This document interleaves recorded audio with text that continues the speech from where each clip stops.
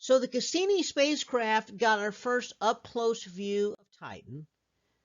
We saw that we had these lakes of methane.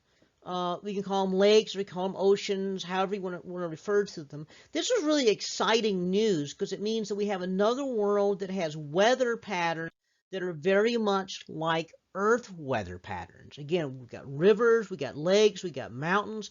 You know, if you ignore the fact that it's several hundred degrees below zero here, this is the most Earth-like sort of climate that we have seen. You know, granted, this is not water, this is methane. So it's entirely different sort of thing. But it again, at least it looks vaguely familiar. As I indicated in the previous slides, the Huygens probe was this detachable part of the Cassini spacecraft, and it landed on the surface of Titan. Now, the problem is it didn't last very long on the surface of Titan because it is so cold on the surface of Titan that we have kind of like the opposite problem, or similar an opposite problem to what we had with the spacecraft that landed on the surface of Venus. So the Russian spacecraft landed on the surface of Venus. They didn't last long because the heat killed the spacecraft.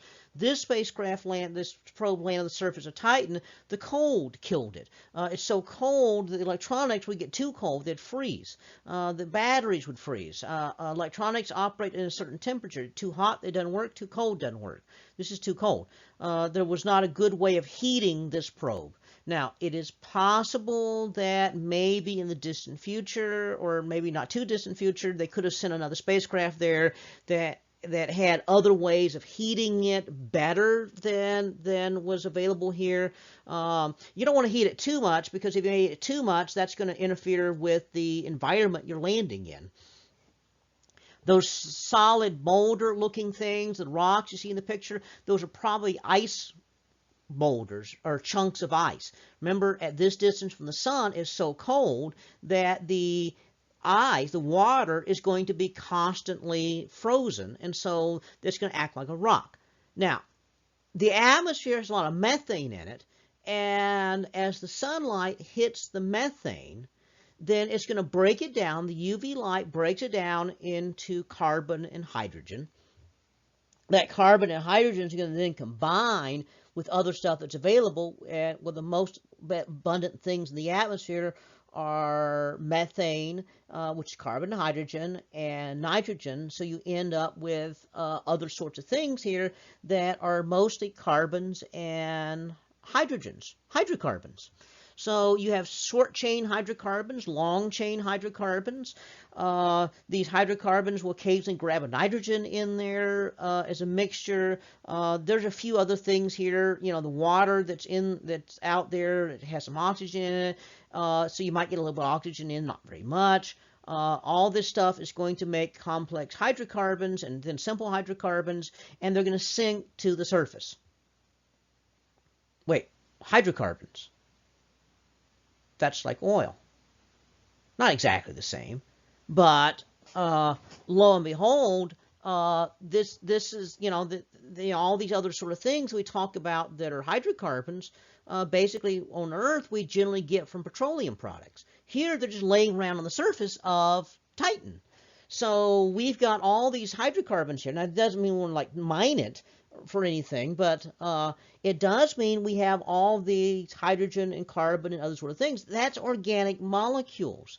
In other words, we have some of the chemistry necessary for life just laying around on the surface of a planet, or a world rather, that has an atmosphere and has a weather cycle. Okay, now there's some debate as to whether methane could play the same role that water does as a solvent.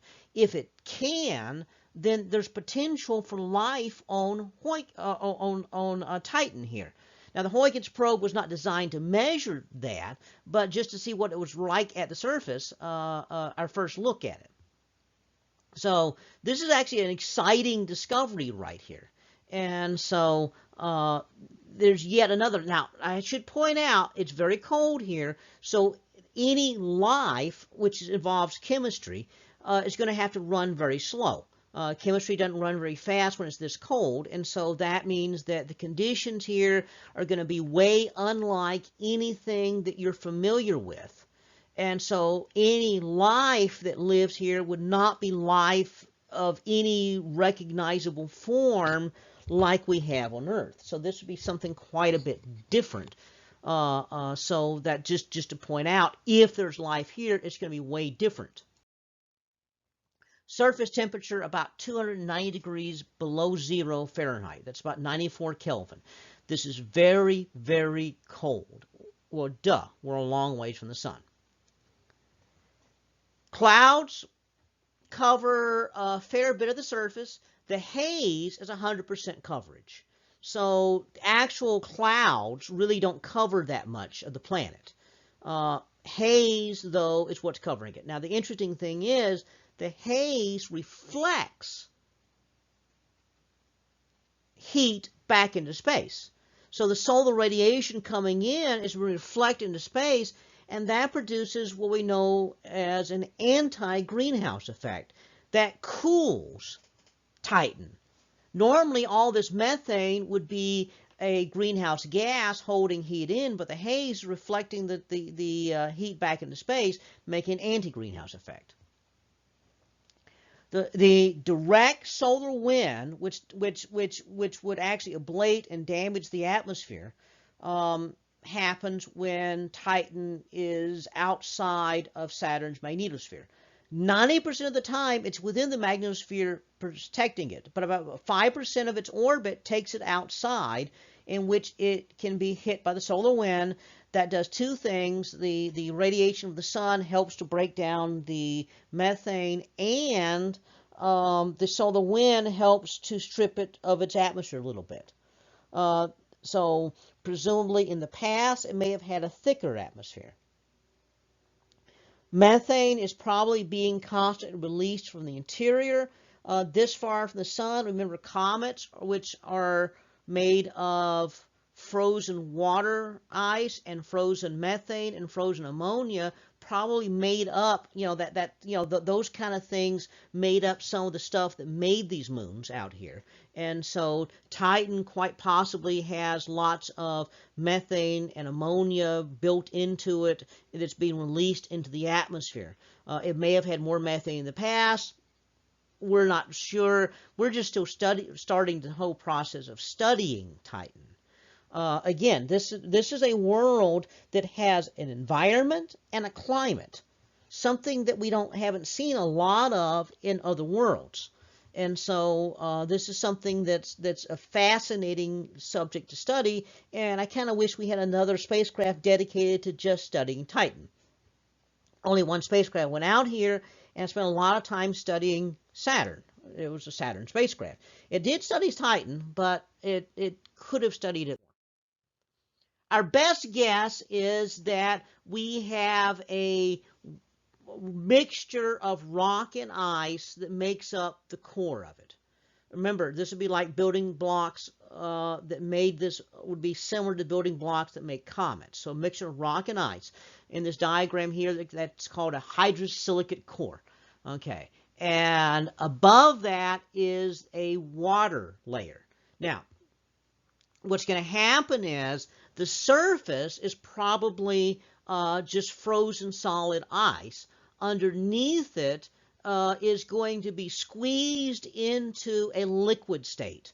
And so again, this is not going to be like an ocean that you think of as ocean, not habitable by any stretch of the imagination. It's going to be very cold and simply squeezed under unbelievable pressure into a liquid state. But underneath that, it turns out if you squeeze liquid water enough, if you have enough pressure, you can squeeze it back into solid, but it's not going to be a solid that you recognize. They call that ice. They call it ice 6. There's different kinds of ice. So it's solid water, so we call it ice, but it's chemically and structurally, well, I guess chemically it's H2O, but structurally it's way different than the substance you think of as ice. And so that's probably going to be one of the layers in here. And then you have an atmosphere, mostly nitrogen, with methane, and because of the action of the sunlight broken down into all and recombined into all other kinds of organic molecules. So this is a very rich laboratory of creating all kinds of organic molecules. The chemistry necessary for life. Now, you've got the organic molecules necessary for life, but do you have a solvent like water capable of moving them around and making life? And that we don't know. There's other chemicals you need for life other than just organic molecules. Does Titan have all of them? It probably has a fair number of them because, again, those molecules are available in comets, which are going to run into the outer planets, including the moons of the outer planets. So my guess is it's got at least as a good a chance of having those as Earth does, and we know that Earth has them. And so I'm thinking that it does have the necessary chemistry. Problem: it does not have a good solvent like water. We're not sure if methane will work the same way. And it's super cold. Super cold is typically bad for life because that means that slows down the chemistry. And it's possible that if you do have something here that classifies as life, it would not be anything like Earth-like, and it would be something that would live very slow. Something like a microbe that grows and reproduces once every million years or something of that sort. Something that's wildly different from anything that we know of as life. I don't even know that you're going to get photosynthesis at this low of a temperature, but you got to have some kind of energy source. I don't know how you do that here. Again, this is going to be something that will be way different. It is fascinating and exciting to study. And for a long time, Titan was believed, other than Mars, to be the best place to look for life. We now have discovered, however, that we have other moons here. Enceladus, which probably has a liquid pool underneath it, that's probably going to be marginally livable. And then, of course, we have Europa around Jupiter. And that's going to probably be the most Earth-like climate or environment anywhere in the solar system. That is the most likely place to find life as we know it. The second most likely place to find life as we know it is probably going to be a tie between Enceladus and Mars. Mars is not particularly habitable at the moment, but it was definitely more habitable in the past.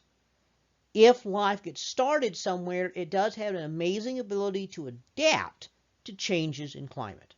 So it's possible that Mars may have life on it, residual. This Titan, which was considered for a long time a candidate for life, we're still not sure. If it does have life, it's going to be something wildly different.